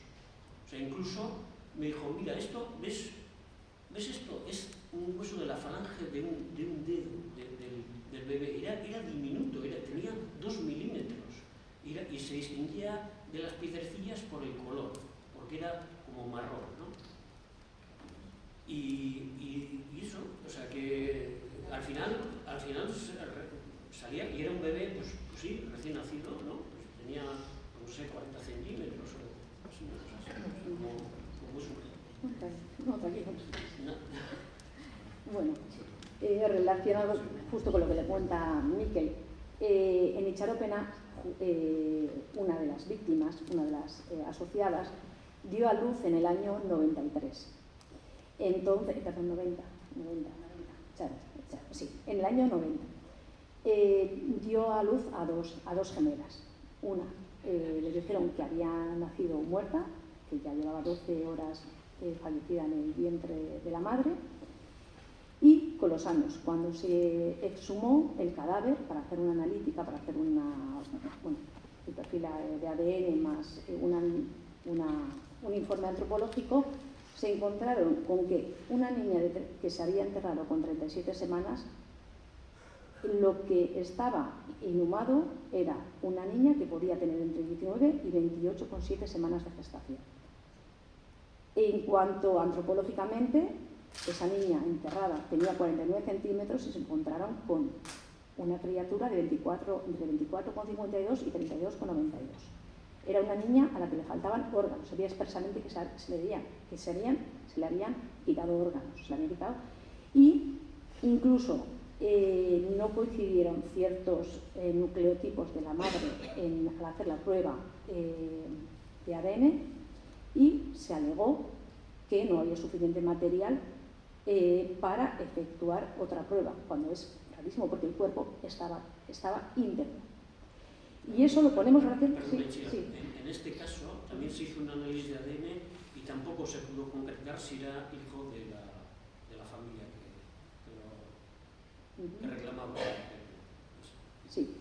Bueno, entonces, este caso lo relacionamos con otro que ha sido en el mismo, que ha habido la misma inhumación, el mismo cementerio, 2 filas, adelante o atrás, no sé el orden cuál es, atrás. Es una niña que ha nacido, un niño, debe ser esta cosa, un niño. Recién nacido en el año 93, 3 años después, y en esa tumba no hay nada, absolutamente nada. Hay un pelo que es cortado, no es el pelo del niño, porque le faltan los folículos, hay una pinza y no hay absolutamente nada. Entonces, misma zona, mismas características de suelo, un niño 3 años menor que el que se había enterrado, y en uno tenemos el cuerpo casi íntegro salvo los órganos que se habían extirpado, y en el otro no tenemos nada. Pero claro, nadie hace nada. En el caso que hemos dicho, el de la niña del año 90 que se ha inhumado, en este caso, bueno, se va a tratar de hacer ahora una prueba de fémur, a ver si se consigue sacar el ADN de la madre. Pero son las víctimas las que tienen que estar luchando. En el juzgado no hay acción, cualquier procedimiento lo tienes que impulsar la familia, con un gasto enorme, salvo que alguien colabore gratuitamente. Los forenses, las palabras son muy buenas, pero realmente no impulsan los procedimientos. Y el gobierno lo mismo. Se acaba de hacer un homenaje a una víctima de niña robada, que ha sido un caso de Madrid, pero a renglón seguido hay una ley que es que no sale. No sale porque es que no hay voluntad. Y así como no había voluntad en los juzgados, no había voluntad en la Fiscalía, la ley no sale. Y si sale esa ley, será porque las asociaciones y las víctimas la impulsan y porque la impulsan los organismos internacionales. La ONU ya está recomendando a España La ONU, desde el momento que España en el año 2010 se integró en el Comité de Desapariciones Forzadas de la ONU, hace un seguimiento al Estado español. Y hay varios informes en que manifiesta que el Estado tiene obligación de averiguar que son desapariciones forzadas, que hay que averiguar, que hay que dar hasta hallar el paradero de esas víctimas. El Parlamento Europeo en los mismos, se ha pronunciado en el mismo sentido. Incluso en este tema de Madrid que os he contado, hay una sentencia de la Audiencia Provincial que a mí me ha gustado porque por una vez un órgano judicial recoge lo que dice la ONU y lo que dice el Parlamento Europeo. Os lo voy a leer literal porque a mí me parece que plasma el sentir que es de la ONU y del Parlamento Europeo, que están presionando al gobierno español para que se dé amparo a estas víctimas. Bien, lo que dice esa sentencia, en este caso, dice que el Estado debe garantizar a las víctimas una investigación eficaz en el caso de desapariciones forzadas que debe llegar a esclarecer la suerte y paradero de las personas desaparecidas conforme lo obligan los convenios internacionales. Pero dice que tiene que intensificar los esfuerzos para buscar e identificar a los niños que podrían haber sido víctimas de apropiación, desaparición forzada o sustitución de su identidad. E incluso dice que esta falta de averiguación compromete la búsqueda de la verdad. Y que este derecho a la verdad no solo es el derecho de las víctimas, sino que es derecho de la sociedad que tiene derecho a conocer las atrocidades que se han producido y la infracción de derechos humanos que se han producido a lo largo de la historia. Esto lo recoge por una vez, es la primera vez que lo veo, una sentencia de un juzgado, una audiencia provincial. Pero lo que hemos dicho, mientras no tengamos un elemento jurídico que dé seguridad a las víctimas, son las víctimas las que tienen que estar buscando recovecos legales, qué es lo que se puede hacer, qué es lo que no se puede hacer, cómo actuó, eso está prescrito. Y además, generalmente, en la mayoría de los casos dicen que están prescritos y se apoyan ellos los juzgados y se acabó, y se quedan taranchos. Cuando tenemos la ONU manifestando que son delitos de lesa humanidad, que es que no prescriben. Y es más, uno de los puntos críticos que creemos que es para aprobar esta ley viene un poco por el derecho a la justicia. Ya que, si bien todos los grupos parlamentarios apoyaron la toma en consideración de esta ley, salvo Vox, evidentemente, que Vox niega este hecho, luego internamente creemos que muchos partidos tienen su propia mochila. Entonces esa mochila está ahí y lo que se quiere hacer con la ley, para aprobar esa ley, lo que quieren muchos partidos es que se haga un punto final, es decir, una transición. Os damos medidas, pero esto es como que no ha ocurrido. Y al respecto tenemos tanto la ONU como el Parlamento Europeo que manifiestan que lo que no se puede hacer es como se hizo antes de la transición, es decir, una ley de punto final, que es que esa ley habría incluso que revisarlas y que estos hechos han ocurrido. No puedes negar que estos hechos no han ocurrido. Justo hoy, como se han puesto de manifiesto, ha habido una jornada en el Parlamento para intentar a ver si se puede avanzar en esta ley. Esta ley da unas herramientas a las víctimas que es que en este momento no tienen. Tendrían derecho a la justicia, derecho a poder, que no piden muchas víctimas, el poder acceder a los archivos, a su verdad, averiguar, que no se les oculte, saber qué ha pasado con sus hijos. Entonces esta ley posibilitaría el acceso a los archivos, el que tengan derecho a la justicia, el que tengan incluso un asesoramiento, que tengan un apoyo psicológico, pero principalmente bancos de ADN, que hay una fiscalía especial, una policía especializada en estos casos. Es decir, consideramos que esta ley sería beneficiosa porque además exige a cualquier facultativo o a cualquier persona que tenga conocimiento que lo ponga en conocimiento del juzgado o de los poderes públicos. Es decir, si tiene conocimiento de que existe un archivo, si tiene conocimiento que existe un dato, si tiene conocimiento, incluso un facultativo, si tiene conocimiento que no coincide por circunstancias médicas, que no coincide el ADN de una persona, tendría obligación de comunicar a la administración y también al afectado. Es decir, son muchísimas las medidas que posibilitaría esta ley. El problema es que es, ya hubo un primer intento, se disolvieron las cámaras, la legislatura anterior, la ley se prorrogó indefinidamente durante años y cuando parece que iba a salir, se disolvieron las cámaras. Y en este momento está ahí, de cara al público, manifiestan apoyo rotundo, pero luego son trabas en el camino y no acaba de salir esta ley. Incluso la ONU está presionando a España para que esta ley se apruebe, porque es un hecho que no se puede negar. Es más, hay y trabas, como hemos dicho, trabas hay por parte de los poderes públicos, por parte de los juzgados, la Fiscalía que no quiere efectuar investigaciones. En el caso concreto, que yo estoy llevando un tema en Madrid, solamente en 2 años estuvo en la mesa de un juez para lo que dictó es un archivo porque está prescrito. Bueno, lo luchamos, fuimos a la Audiencia Provincial de Madrid, les obligó a que había que investigar, nos lo volvieron a archivar, hemos tenido que recurrir, pero claro, el problema pasa el tiempo, las madres fallecen, van mayores, no tienen fuerza, entonces también se está contando con eso. En este caso concreto, además es muy sorprendente, porque esta niña constaba al día siguiente de nacimiento como nacida de la madre adoptiva y se la llevó al momento. Aparece que nació de una madre desconocida, de su madre biológica y de una madre adoptiva, y las 3 en la misma habitación. Hubo un procedimiento penal inicial en el que el hospital aportó toda la documentación y dijo que no tenía absolutamente nada más. Y sorpresivamente, en este procedimiento, aparece el cuestionario de salud de la menor del día siguiente de nacimiento, el mismo que teníamos nosotros, sin firmar, diciendo que esa hija era de la madre biológica, porque ha habido un reencuentro, madre e hija están juntas. Entonces, ahí consideramos que aparezca un documento cuando hay muchísimos procedimientos, cuando está investigado el hospital, haya habido una falsedad. La tenemos que acreditar. Problema, las víctimas. Los juzgados no lo impulsan, Fiscalía no aparece. Entonces, os pongo el ejemplo, pero esto es la sistemática que se ha dado en todos los casos en España.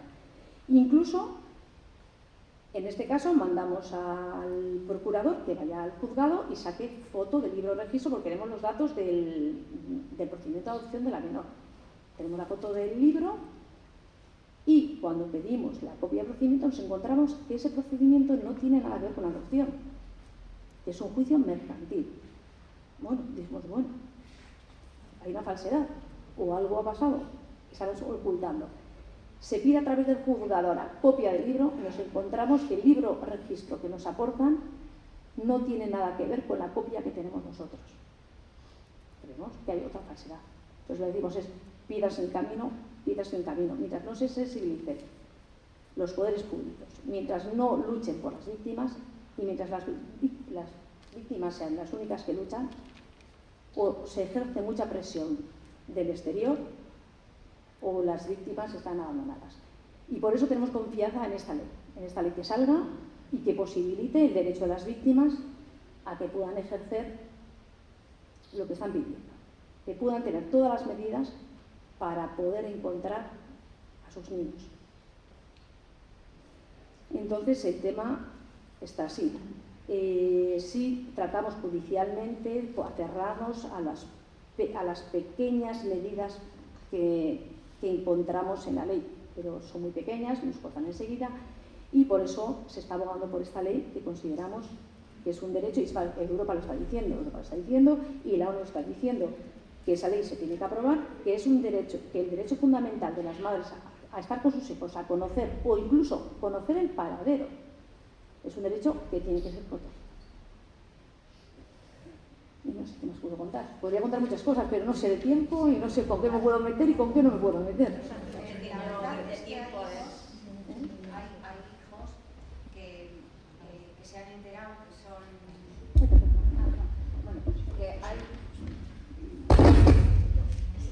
Ese es para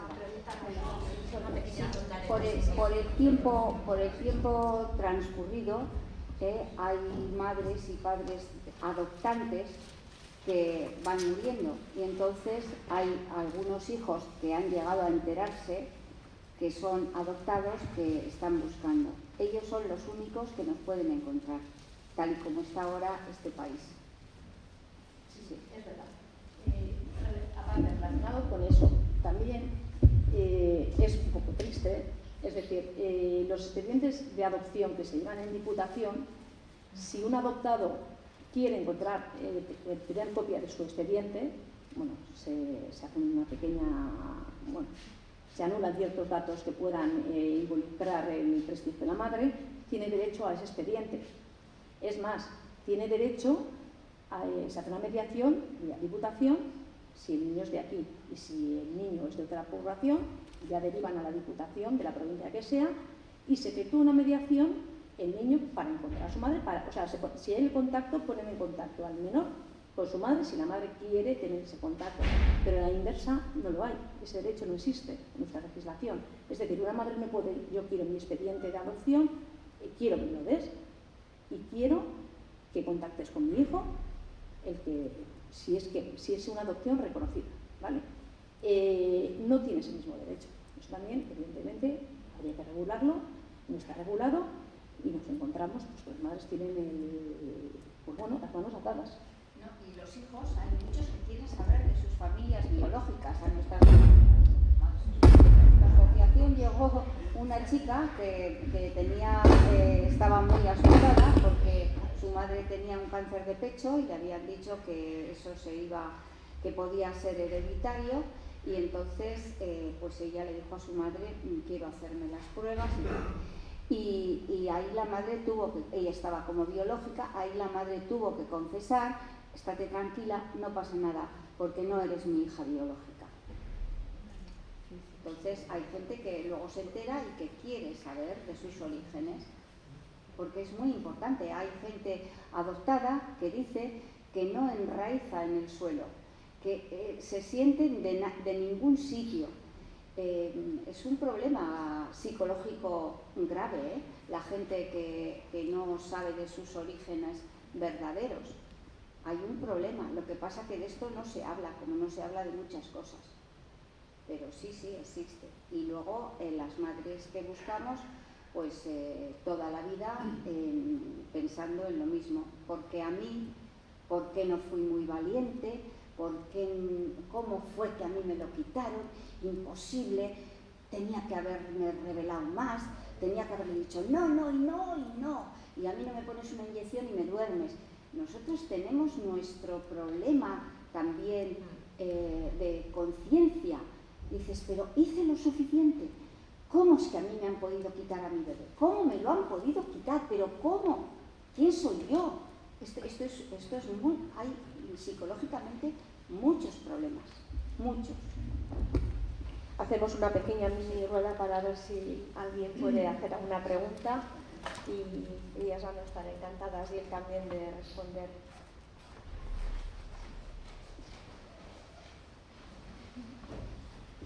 Hola, buenas tardes.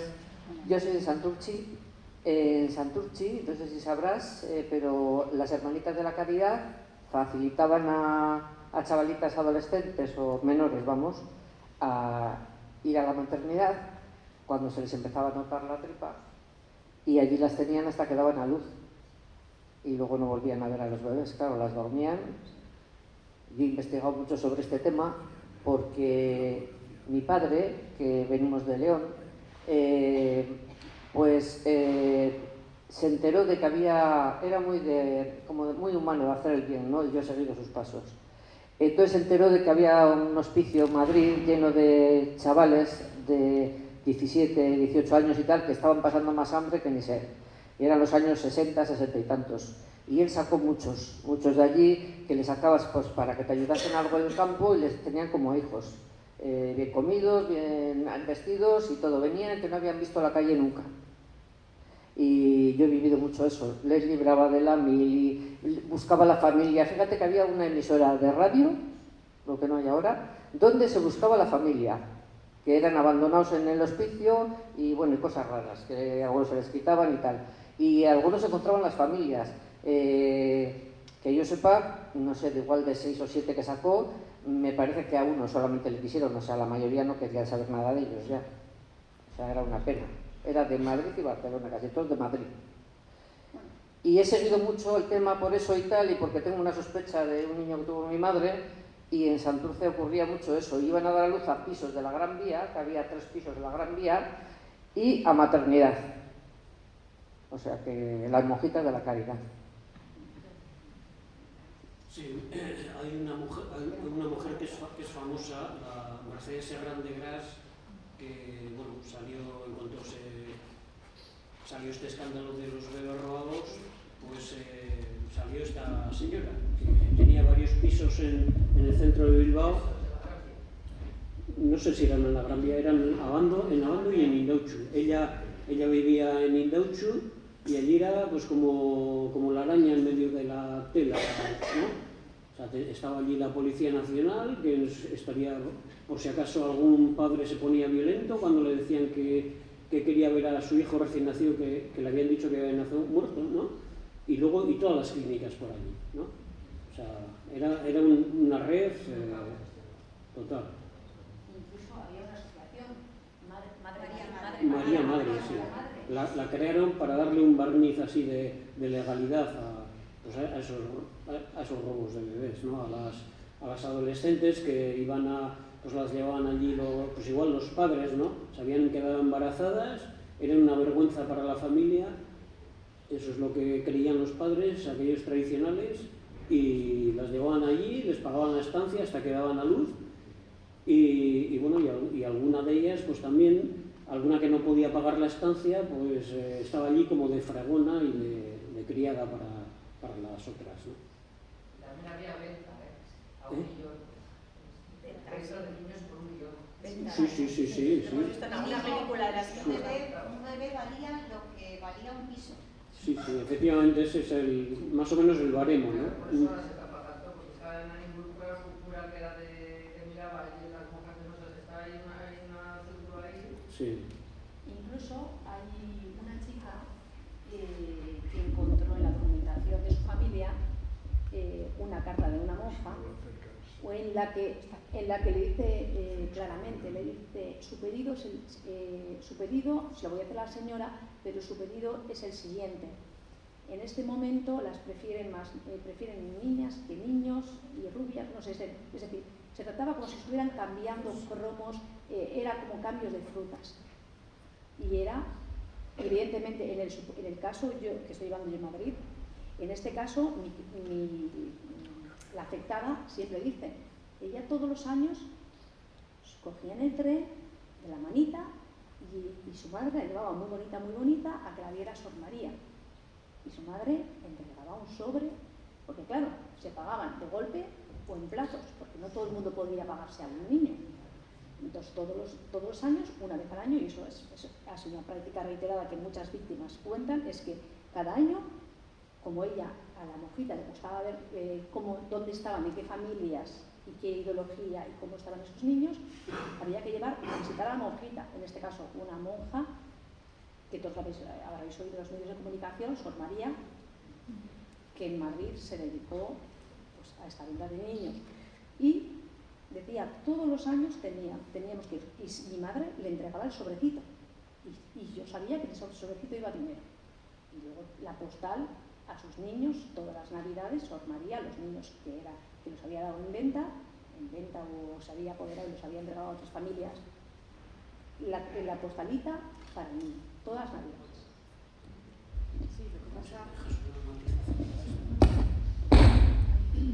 Sí, bueno, yo conseguí encontrar hace ya bastantes 10 años igual, en el Instituto Nacional de Estadística, en la página web del INE, había una forma de hacer estadísticas, o sea, casi personalizadas, ¿no? Por ejemplo, de muertes, de nacimientos, por provincias, ¿no? Y entonces, pues esto es estupendo, ¿no? Y busqué, por supuesto, por Vizcaya, ¿no? Y bueno, pues veí, y era de 1941 a 1975. y siempre morían más niños que niñas, ¿no? Unos pocos más, ¿no? Quizás se debe, o sea, igual al año aparecían 103 niños muertos y 97 niñas. O sea, siempre la barra en el gráfico que indicaba las muertes de los niños era superior, ¿no?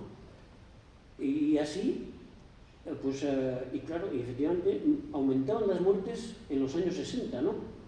Igual porque coincidía con el baby boom que hubo en los años 60, ¿no? Que nacieron muchos niños. Pero curiosamente, a partir de 1967 hasta 1975 empezaban a morir más niñas que niños, o sea, todos los años, ¿no? Pocos también, ¿no? O sea, pocas niñas más que niños, pero cambiaba la tendencia, ¿no? Y yo eso lo interpreté de una forma en que había cambiado la demanda, ¿no? O sea, Bueno, una cosa importante también es la siguiente, que nosotros tenemos en la asociación 2 víctimas del año 90 y 93. Y también quería decir que en el año 93 empezaron a venir a España, a Barcelona concretamente y Madrid, empresas americanas que ofertaban la maternidad subrogada. Esto para mí significa que lo que ha habido anteriormente está claro que eran nacionales los que cogían, llevaban a distintas provincias, a distintos países. Como ya parecía que, no sé, esta democracia estaba como ya bastante integrada, entre comillas, ya era muy escandaloso seguir robando porque la gente ya estaba espabilada. Yo recuerdo a mi abuela materna decir que ojo con las clínicas que roban niños. Yo me acuerdo de eso. No lo entendía en aquel momento, pero yo me acuerdo de eso. ¿Y qué ocurre? Pues que luego empiezan las maternidades subrogadas. O sea, que en este país siempre ha habido déficit con respecto a nacimientos de bebés, porque si no, no me lo puedo explicar. Pero son hechos. Yo creo que hay un tema que hay que tener muy presente y que he insistido mucho cuando lo he comentado, ¿no? Es un crimen, estamos hablando de un crimen que se inicia en el franquismo, que se extiende durante 6 décadas, que es una barbaridad hasta entrada a la democracia, pero que luego sigue siendo un crimen de corte franquista, ¿no? Porque esa cuestión ideológica, esa cuestión de segregación, ¿no? Que ya de alguna manera impulsaba Antonio Vallejo Nájera, es verdad que luego va variando, ¿no? Pero la cuestión económica no es la cuestión fundamental en ningún momento. O sea, hay que tener muy claro que esos críos se colocan en familias muy concretas. O sea, al final, eso hay una tesis doctoral que ahora no recuerdo quién la hizo, que decía hasta qué punto esto ha podido tener repercusión incluso a nivel de urnas, ¿no? Porque la mayoría de estas niñas y de estos niños que han sido sustraídos irregularmente han ido a parar a familias muy concretas, familias en general pudientes, familias en general muy religiosas, porque aquí hay que tener también muy presente que la Iglesia pues ha estado de alguna manera involucrada de principio a fin. Entonces, bueno, y luego por supuesto estamos hablando de un crimen de género, clarísimamente, ¿no? Entonces yo creo que esas son cuestiones que hay que tener pues muy presentes. Sí, bueno, yo creo que, dándole la razón a Cristina, cuando llega la democracia, claro, hay una inercia, ¿no? Lo que funcionaba antes, pues era un negocio. Yo estoy convencido de que no, o sea, hemos hablado de la equivalencia de un bebé con respecto a un piso de la época, ¿no? Y bueno, era un negocio suculento, o sea, está clarísimo. Es que dentro del tema siempre ha habido gente muy viva y luego, o sea, a finales de los años 70 baja la demanda porque, bueno, pues ya hay menos niños. Antes no había ni siquiera métodos anticonceptivos, las familias tenían todos los hijos que Dios les daba, como recomendaba el cura en el púlpito de la iglesia, y bueno, pues claro, baja la cantidad de niños ofertados, ¿no?, que hay en el mercado, ¿no? Ya, y bueno, y luego ya pues tenían que tener un poco más de cuidado porque ya estaban en democracia, las leyes eran un poco más, bueno, pues se respetaban un poco más, ¿no?, y había más derechos. Pero hay un libro que es muy interesante porque está escrito por una chica que es curioso porque es francesa, pero nació en Bilbao. Y se titula Los de Bilbao nacen donde quieren. Y bueno, es una chica que nació en Bilbao en 1979 y sus padres eran adoptivos, eran pues un vasco y una mujer gallega. Y entonces, pues bueno, pues no podían tener hijos y bueno, pues un conocido les dijo, oye, pues ¿no queréis tener un niño y tal, ¿no? Y bueno, y en el... María Larrea, ¿no? Bueno, pero es que no sabe si fue robada, ¿no? Pero, ¿estuvo en la madre? No. ¿Sí? Yo también. ¿En Videbarrita? ¿Estuviste en Videbarrita? Ah, no. Yo estuve en Videbarrita. Sí. Sí, pero ahí resulta que un médico que dice que con aspecto de charcutero les pregunta, ¿queréis niño o niña? Y la madre, bueno, la futura madre adoptiva, llamémosla así, dice inmediatamente, niña. Y le dan una niña. Bueno, el padre era ateo y alcohólico, o sea, desde muy joven. Pero una monja le da una niña. O sea, es una cosa, ya no lo único que me dice eso es que ya daba igual la ideología de los adoptantes, ¿no? O sea, se lo podían dar a cualquier pareja. Bueno, ¿alguna pregunta más? Vamos a finalizar. Yo creo que un gran aplauso para Eskerrik asko por el esfuerzo que habéis hecho de manera voluntaria, que seguís haciendo de manera silenciosa.